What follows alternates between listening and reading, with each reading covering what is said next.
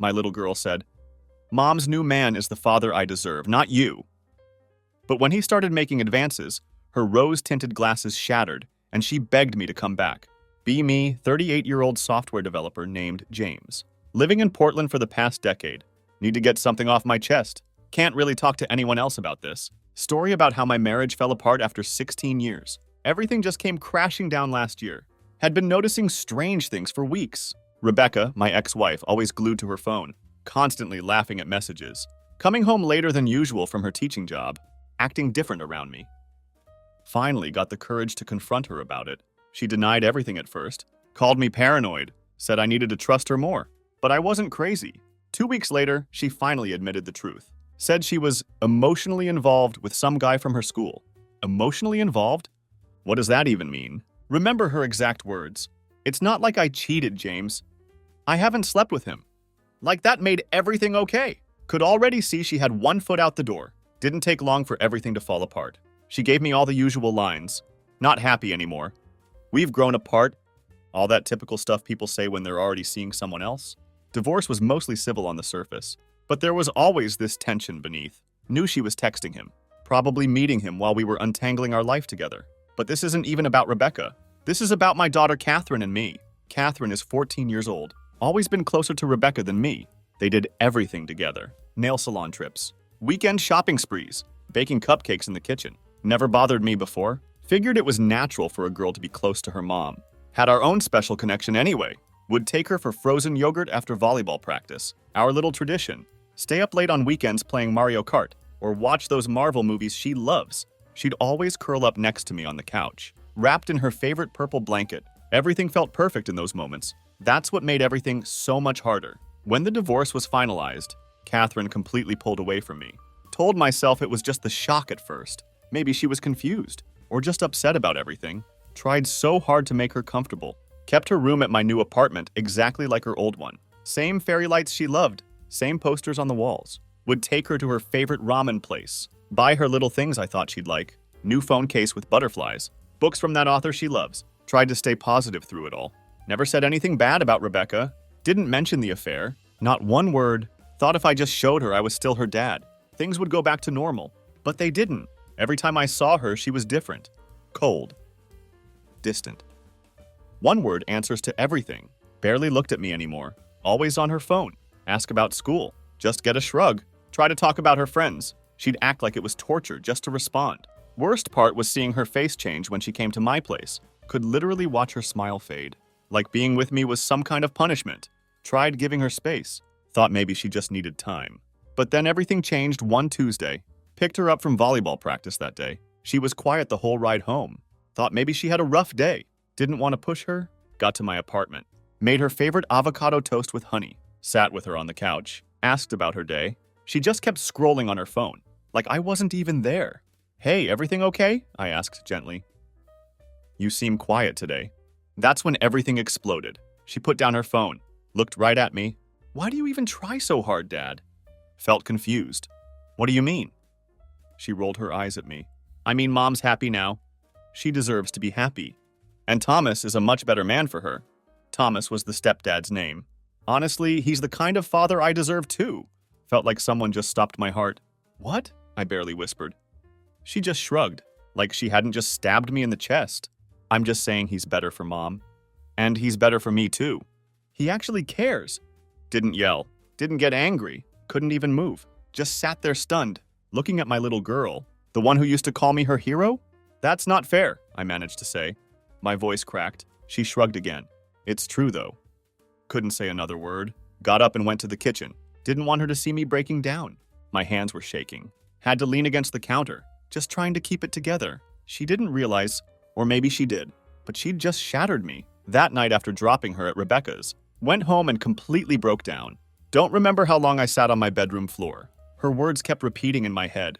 He's the kind of father I deserve. My own daughter, my flesh and blood, thought I wasn't good enough to be her dad.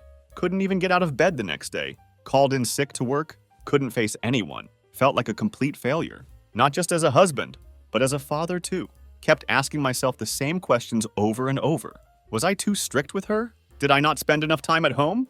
Did I somehow deserve all this? Only person I told was my sister Rachel. She was furious when she heard, "You gave your everything to that girl," she said. "You've always been a good dad, no matter what." She reminded me of everything I'd done for Catherine.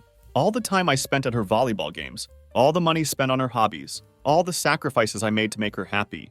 But none of that seemed to matter anymore. After that night, after Catherine told me Thomas was the father she deserved, something inside me just died. Didn't make this decision right away. Took time to really think about it. But it became clear I couldn't keep living like this. Couldn't keep chasing after someone who didn't want me. Don't know how to explain the feeling. Like banging my head against a brick wall. No matter what I did, no matter how hard I tried, I wasn't good enough for her anymore. It hurt more than words can describe. Spent the next few days in a complete haze. Tried to avoid looking at our photos, but they were everywhere. The drawing she made in kindergarten, me wearing a cape she drew, my superhero dad written in crayon. The family vacation photos on the fridge, that trip to Disneyland last summer, her volleyball trophies on the shelf, the ones I helped her win, practicing serves with her every weekend. It all felt like some cruel joke now, so I made a decision to protect myself. Know it might sound selfish, but I had to do it. Decided I would only do what was legally required. As a father, nothing more. No more bending over backward. No more trying to win back someone who didn't even respect me anymore. The first step was practical. Had to deal with my finances. For years, I'd been planning for her future. College savings account, life insurance policies, several retirement accounts, everything set up to take care of her. No matter what happened to me, but now I had to ask myself, why keep sacrificing for someone who didn't even see me as their dad anymore? Sat down one evening with all the paperwork, spread across my dining room table. Process was harder than I expected. Emotionally, just stared at her name, listed as primary beneficiary on my 401k.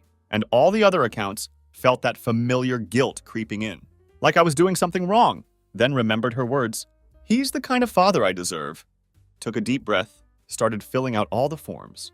Listed Rachel as my new beneficiary. She was the only one who stood by me through this whole nightmare. She'd been my support system. Listened to me break down. Helped me stay strong when I wanted to give up. She deserved something for that. Next big decision was the college fund. Know this is where people might judge me, but let me explain. Spent years building that fund. Gave up so many things for it. No fancy vacations. No expensive purchases. Worked overtime whenever I could. Did it all because I wanted to give her every opportunity in life. But what's the point anymore? Why keep saving for someone who doesn't even want you in their life? Started small at first. Just used a little bit. Fixed up some things around the apartment. New water heater. Fresh paint in the living room. Then Rachel and I started talking about taking a trip. She hadn't been out of the country in years. And honestly, I needed an escape. Needed something to remind me that life wasn't just pain and disappointment. We booked a 3-week trip to Europe. Used a big chunk of the college fund. And for the first time in months, I could actually breathe again. Rachel and I traveled everywhere. Places I'd only seen in pictures before. Rome with its ancient ruins. Paris with its glowing streets. Barcelona's colorful markets. We ate amazing local food. Drank too much wine. Laughed like we hadn't laughed in years. For the first time since the divorce. Felt like I was living for myself. Instead of being crushed, under expectations I could never meet. When I got back home, knew there was no going back. Over the next few months, Catherine started noticing changes. I wasn't trying so hard anymore. Stopped trying to force conversations. No more special outings. No more surprise gifts. Wasn't cruel or mean about it. Just stopped putting in extra effort. Would pick her up from my designated time. Drop her off when required. Did the basic parent stuff. Didn't push her to talk anymore. Didn't beg for her attention. Just did what was legally required. At first, she didn't seem to care. Still too absorbed in her perfect new life. With Rebecca and Thomas, but eventually things shifted. She started watching me during car rides, sitting in silence longer than usual. Like she wanted to say something, but couldn't find the words. Then one day everything exploded. She came over for her usual weekend visit. Spent most of the afternoon in her room, doing whatever teenagers do on phones. I was in my home office, going through some mail, organizing paperwork. Didn't hear her come in until I heard papers shuffling behind me. "What are you doing in here?" I asked, startled to see her. She had documents in her hands. My heart stopped. They were the beneficiary change forms. "What's this?" she demanded. Holding up the papers. "Those are personal," I said. Trying to keep my voice steady. Her face was red with anger. "Why is Aunt Rachel's name the beneficiary? What happened to me?" Didn't know what to say at first. Hadn't planned for her to find out like this. "I've made some changes," I said quietly. "What does that even mean?" she yelled. "You took me off. You're leaving everything to Aunt Rachel now? Why would you do that? I sighed, trying to stay calm. Because, Catherine, I said. I can't keep pouring into a relationship where I'm not wanted. You told me Thomas was the father you deserve. I heard you loud and clear. Her eyes filled with tears, but she was too angry to let them fall. That's not fair, she shouted. That's my college money. You're ruining my future? I shook my head slowly. I spent years saving that money. Because I wanted you to have the best, but you've made it clear where I stand in your life. I'm not going to keep giving to someone who doesn't respect me. You're abandoning me, she yelled, her voice echoing off the walls. I'm not abandoning you, I replied firmly. I'm still doing everything I'm required to do, but I need to take care of myself too. I can't keep giving when it's just hurting me. She just stood there, staring at me, shaking her head in disbelief, before storming out of the room, sat at my desk for what felt like hours, just staring at nothing, felt torn in two. Part of me wanted to chase after her, hug her tight, tell her I'd fix everything. But the other part, the part that was tired of being treated like garbage, knew I had to stand my ground. After Catherine stormed out, I just sat there, mind racing but also completely empty, kept hearing her words over and over. You're ruining my future? Could hear the anger in her voice. But there was something else too, something deeper. Couldn't quite place it. Maybe it was hurt, maybe shock. Don't really know, but I didn't let myself dwell on it. Had to remember why I did what I did. She'd made it clear for months how she felt about me. I wasn't wanted. I was the lesser parent, the one she barely acknowledged. That stepfather of hers, the guy Rebecca cheated with, was now her perfect example of what a dad should be. How can you expect me to keep going after being told something like that? I didn't think it was fair to ask that of anyone. Didn't sleep that night. Kept tossing and turning in bed, wondering if I'd gone too far, if I was being a monster. Next morning, got a phone call. Saw Rebecca's name on my screen. Knew this wouldn't be pleasant. We'd barely talked since the divorce. Only about Catherine's school stuff, visitation schedules, doctor appointments, that kind of thing. She didn't waste any time. What the hell is going on over there? She snapped. No hello. No polite introduction. Just straight to the attack. What are you talking about? I asked, even though I knew exactly what she meant. Catherine came home in tears last night. She says you're cutting her off, that you took her off your accounts and spent her college fund. Had to take a deep breath. I didn't cut her off. I'm still fulfilling my obligations as her father. Obligations? Rebecca practically spat the word like it was poison in her mouth. You're her father. She's a child. How could you do this to her? And there it was. The guilt trip I knew was coming. Kept my voice steady, though. I didn't do this to her. I've been doing everything I can for her. I've tried for months to be part of her life. But she made it clear she doesn't want me there. I'm not going to keep throwing everything I have into a relationship where I'm not respected or valued. I'm done being treated like I don't matter. She's just a kid, Rebecca shouted.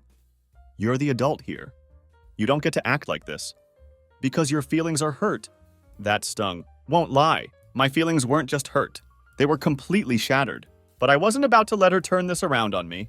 I'm not acting out of spite, I said firmly. I'm protecting myself. She told me Thomas is the father she deserves. Do you know what that did to me? Silence on her end for a moment. Maybe she didn't expect me to say that. Finally, she spoke, voice quieter now. She didn't mean that. You know, she's a teenager. She says things she doesn't mean. Let out a bitter laugh. Funny how everyone wants to excuse what she says and what she does, but I'm the bad guy when I decide to protect myself. Look, I'm not arguing about this. I'm still doing what I'm required to do as her father. But that's all. She didn't have a response. Just hung up, left me staring at my phone, feeling like I'd been hit by a truck. For the next week, everything was tense. Catherine didn't text me, didn't call. When I picked her up for visitation, she wouldn't even look at me. Just sat in the passenger seat, headphones on, staring out the window, like I didn't exist. At my apartment, she stayed in her room the entire time. Wouldn't eat dinner with me, wouldn't talk to me, nothing. I'd knock on her door, let her know food was ready. Just get a muffled, I'm not hungry. Didn't push it. What was the point anymore? The silence between us was suffocating, like living with a ghost, some stranger wearing my daughter's face. Tried to convince myself I was doing the right thing, but the guilt kept creeping in at night. Would sit on the couch, staring at the empty spot beside me, where she used to curl up, watching movies together. Wonder if I was making everything worse. Told Rachel about all of it. She's the only one who really gets it. Been through similar pain. Even though she doesn't have kids, you're not a monster, she told me. You're just human. You can't keep giving and giving when it's tearing you apart. You have every right to step back.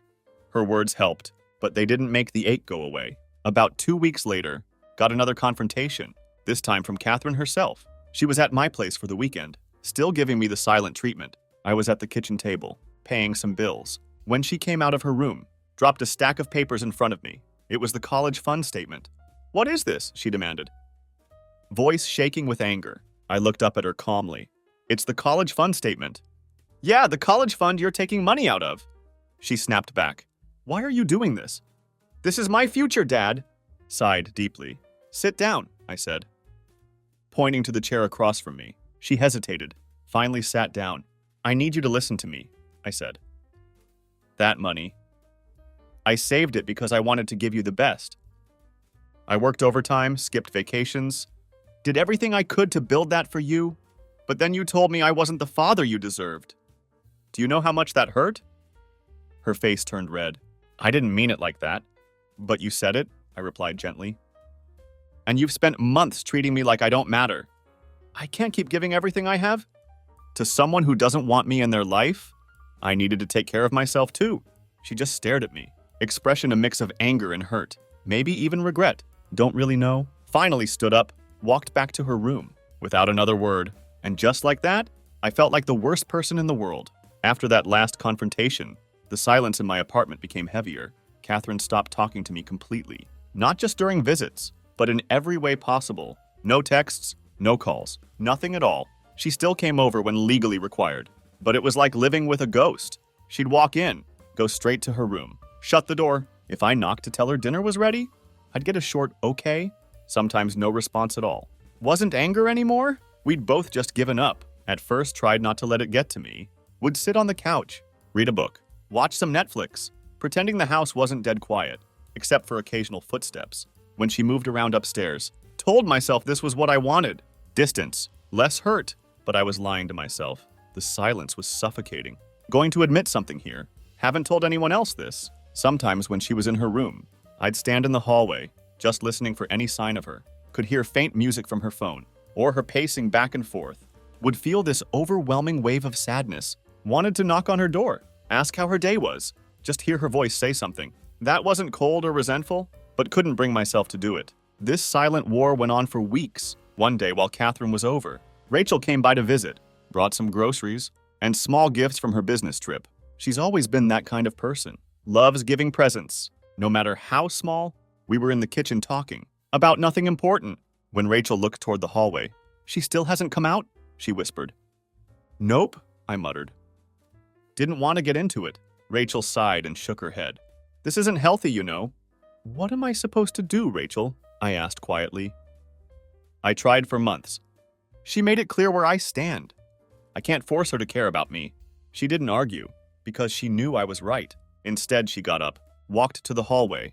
Before I could stop her, she knocked gently on Catherine's door. Hey, sweetie, Rachel said softly. Can I come in? Heard a faint yeah from inside, and Rachel disappeared into the room. Stayed in the kitchen, trying not to eavesdrop, but couldn't help myself. Couldn't hear everything? Just bits and pieces. Rachel came back later. After talking to Catherine, she's just really mad, she told me. She feels like you're punishing her. Stared at her, stunned. Punishing her? How? She sees the money stuff as punishment, Rachel explained. Like you're taking everything away because she hurt you. She doesn't get that you're trying to protect yourself. Sighed and rubbed my temples. How do I make her see that? I'm not trying to ruin her life. I'm just done being a doormat. I can't keep letting her treat me like I don't matter. I don't know, Rachel admitted. But this silence isn't helping either of you. Rachel was right. That night, I decided to try talking to Catherine. Didn't know what I would say, but anything was better than this cold war. Knocked on her door. For once, she didn't ignore me. Come in, she said, voice still flat. Found her sitting on her bed, knees pulled up to her chest, staring at her phone. Sat down on the edge of the bed, leaving space between us. For a long moment, neither of us spoke. Finally found my voice. Can we talk? She shrugged. About what? About everything. About how we got here. She didn't look at me. You don't want to talk to me? You've made that clear. That's not true, I said quietly. I do want to talk to you, but every time I tried, you shut me out. You treated me like I was nothing. Do you know how much that hurt? She looked up then, saw something flicker in her eyes. Maybe guilt. Maybe sadness. I didn't mean to. But you did, I interrupted gently. You told me I wasn't the father you deserved. You chose Thomas over me, and I get it. Maybe he's great. Maybe you like him. But that doesn't mean I stopped being your dad. She looked down at her hands, staying silent. I've made mistakes, I admitted. Maybe I pulled away too much. Maybe I made decisions you don't agree with. But I did it because I didn't know how else. To protect myself, you have no idea how much it hurt. To hear those words from you, to feel like I didn't matter to you anymore. Her voice was barely a whisper. I didn't mean it like that. I was mad, and you were always so serious. And quiet after the divorce? It felt like you didn't care anymore. Felt a lump in my throat. I care more than you know.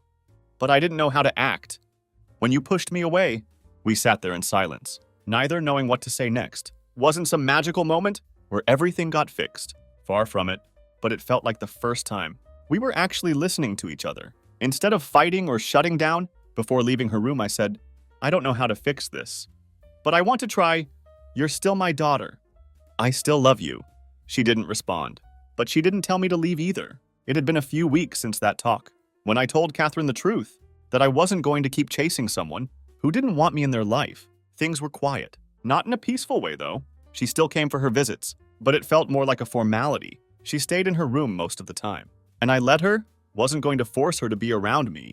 Then everything changed, out of nowhere. It was late on a Friday night, was half asleep when my phone rang. Thought I was dreaming at first. When I saw Catherine's name on the screen, she never called me, ever.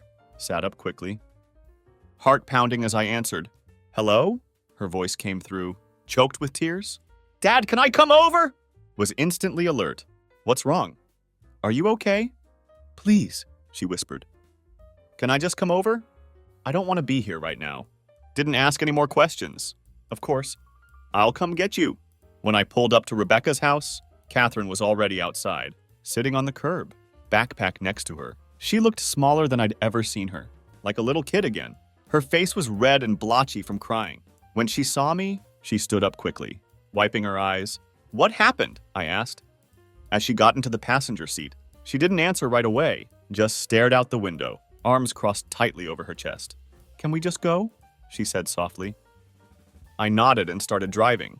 We sat at my kitchen table later, made her some chamomile tea, her favorite when she was younger. She held the mug between her hands, like it was keeping her grounded. She was quiet for a long time. Before she finally spoke, Thomas cheated on Mom.